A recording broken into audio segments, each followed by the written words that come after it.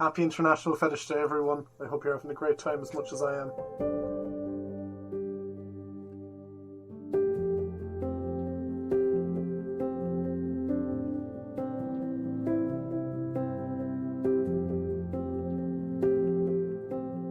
For me, fetish is the attraction to an item, body part, object, clothing, which can help gain gratification, while kink, which is often interchangeably used with fetish, is actually a way of gaining gratification outside of conventional standards.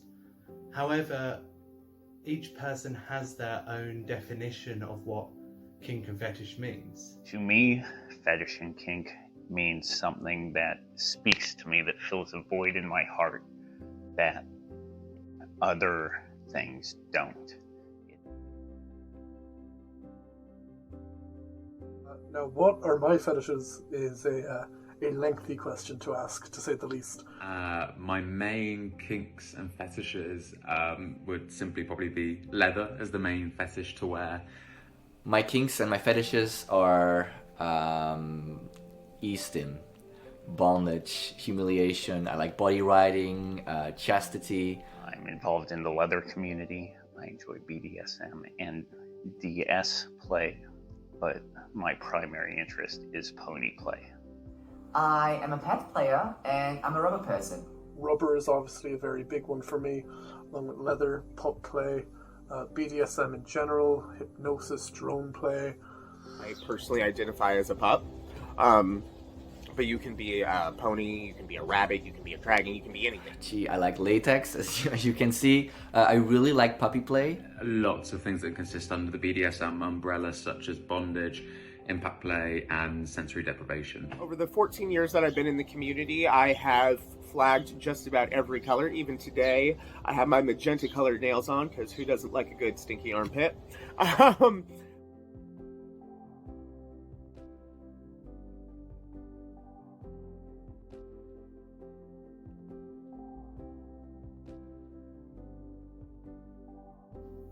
Kink and fetish is an umbrella term for many different communities.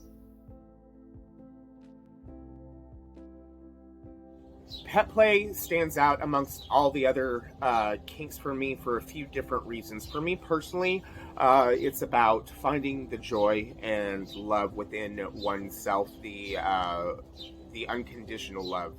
So pony play is a DS dynamic. It is a type of animal role play. It lets me explore a headspace where I am treated like an animal, treated like a horse, an equine, a pony. ABDL means adult baby / dagger lover. But I would like to talk about rubber for a second. Rubber is, at least for me, a lifestyle choice. It doesn't have to be sexual. It doesn't have to be in any regards provocative, which is what I like about it the most.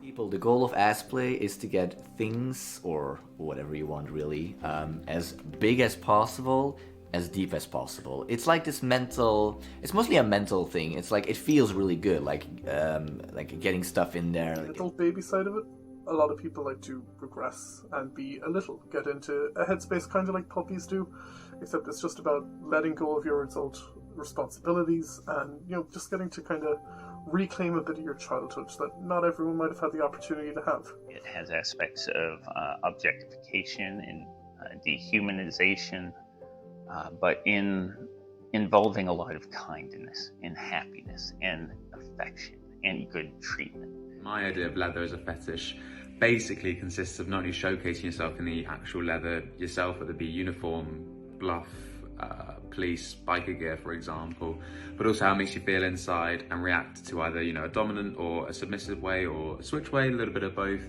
It lets me get in this headspace where I can explore being an animal that embodies a lot of traits that I find very appealing. Strength and size and just just all these wonderful feelings and all these wonderful things I get to experience when I am exploring this kink. So what are some common misconceptions? Two come to mind first. First, in particular, I guess a common misconception of wearing leather is that I hear a lot of people say that you can only wear full military gear, such as bluff wear or VK79, for example, or something similar, if you're only dominant or active or a top, however you want to describe yourself. Several people still say that to me, and I think that's complete rubbish. There's a lot of misconceptions, especially because pet play is a more modern, inclusive term versus just puppy play or stuff like that. Mostly on how to take care of rubber, and that rubber is purely perverted and only used within the sexual type of participation. I guess the second misconception within kink and fetish is that us people who are into fetish are horny and have a high sex drive 24/7. We'd all probably be dead if that was the if that was the case, really. Kink and fetish is more than just a bunch of people banging each other. It is not inherently sexual. Much of my pony play is not sexual at all, because kinks can be non-sexual. Kinks can be more about the need they fill and the emotional, the emotions that they give. We've all got our libido ups and downs quite naturally. We can't always be sexually active all the time, and that can obviously lead into many different add-ons because of that assumption that we're always horny all the time, such as no consent to touching leather when you don't want to be touched, for example. For many in the community, misconceptions about what we do causes stigma, which affects our daily lives. When I pull out a diaper or I mention them in Tabatail, is a lot of misinformed people think that it is some type of pedophilia, that you want to do something sexual with a kid, and that is the furthest thing from the truth. There's two main questions that I get when I tell people that when people see my videos. There's two questions that I get. The first one is always, can you still enjoy a normal dick? And the second question is always, can you still go to the toilet normally, or do you need to wear a diaper? And I think that this is so silly. Like, yes, I can enjoy a normal dick. It has nothing to do with attraction to actual horses, actual animals. It is a power exchange dynamic between two or more consenting adults. And I can still go to the toilet normally. Everyone can. Your hole is just... It's not because it's loose that it doesn't work anymore. Okay, guys, can we please just get these misconceptions out of the way? Because there's silly questions to ask, I think, and I'm just kind of tired of hearing it.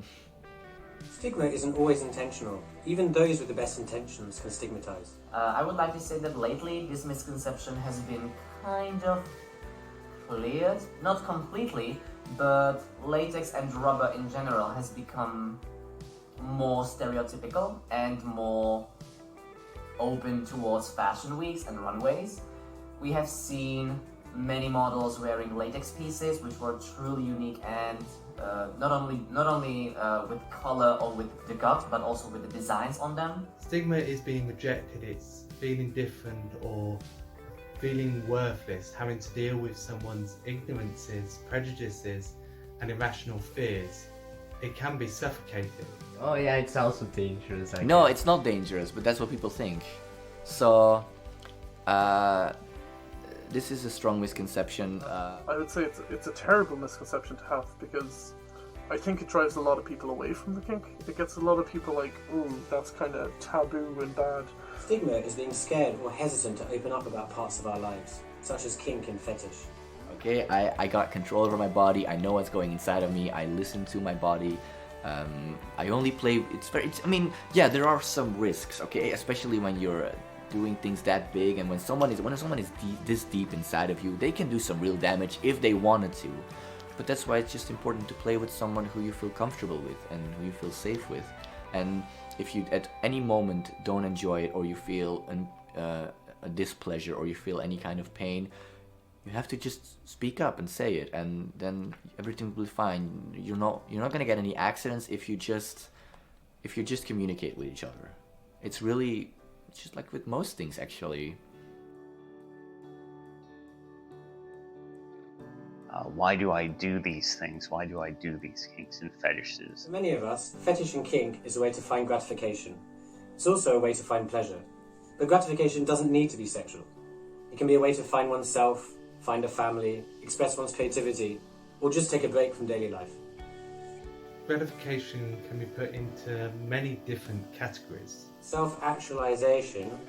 To me, kink and fetish is an opportunity to step away from the expectations of social norms and everything like that, and just be an even truer version of myself than I am in my day-to-day life. It is something that I find exciting and interesting to share with my partners, or to explore by myself for the headspace and the emotional state that is evoked.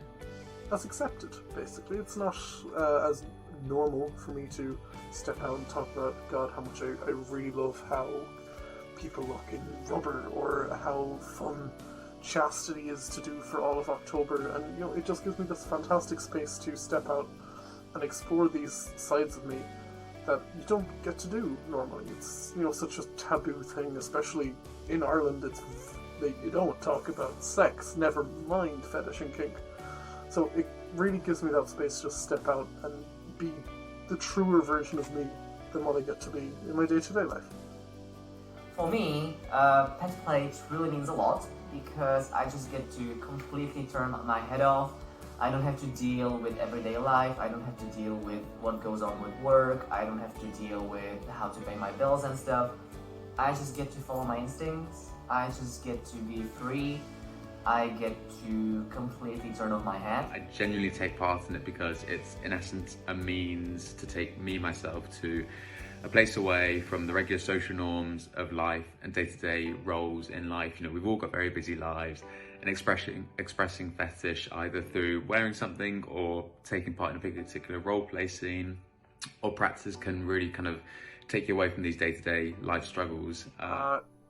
If anything, the AB side of ABDL is idolizing that kind of freedom and just lack of responsibility that you get to have as a kid, and they're yearning for that feeling again, that feeling of just utter freedom, lack of responsibilities, and the only want you have is to have fun. Esteem. This mental rush that you get when you manage to break an old record, like, whoa, you got a little further, you got a little deeper, whoa, you got something bigger inside, like, you managed to do it, a record was broken, and it just makes you feel,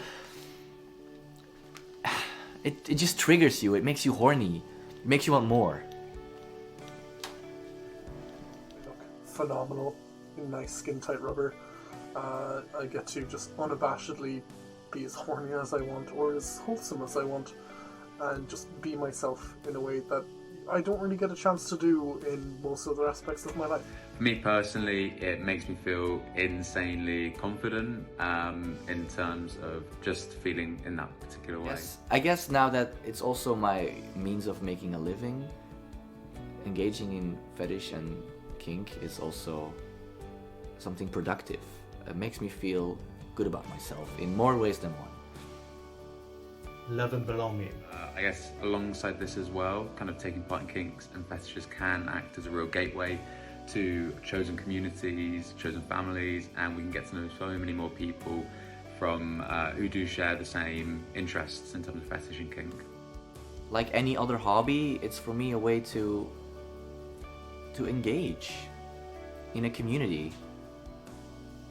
There's a lot within my Native American, Cherokee, and Blackfoot heritage that deals with shamanism, deals with ceremonies that address trauma, illness, mental illness, past pain, just any of those things, where we actually used to anciently take animal icons and adorn them.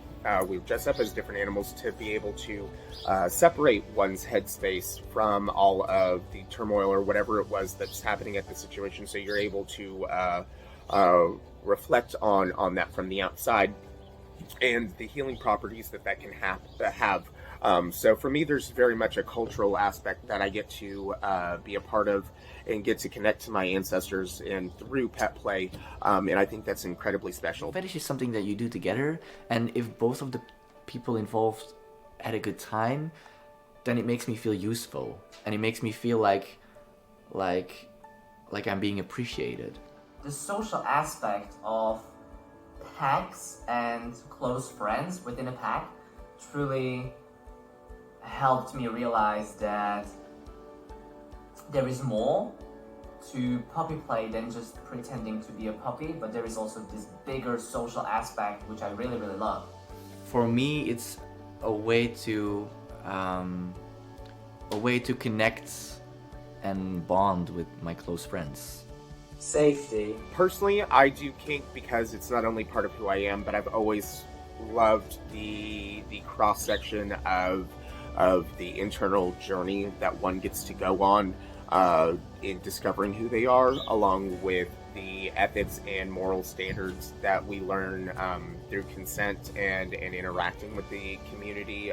Some invaluable skills that you're able to take to any connection that you have in your life, any type of relationship. A chance to... No, not a chance. For me, it's an opportunity to surrender control and just let things happen to me. For me, it's a way to surrender control and let things happen to me in an environment where it is safe to do so. You don't really find that in many other places than the kink and the fetish scene. But also a physiological need for some. Because without them, I'm left with a void, with an absence in my heart that nothing else can fill. In order to be my complete self, to be a whole person, I need to engage in these activities. The main reason why I do kink and fetish is because I needed to get off. Yeah, it's a sexual, it gives me sexual pleasure. It's my fetish, it's my kink, I need it.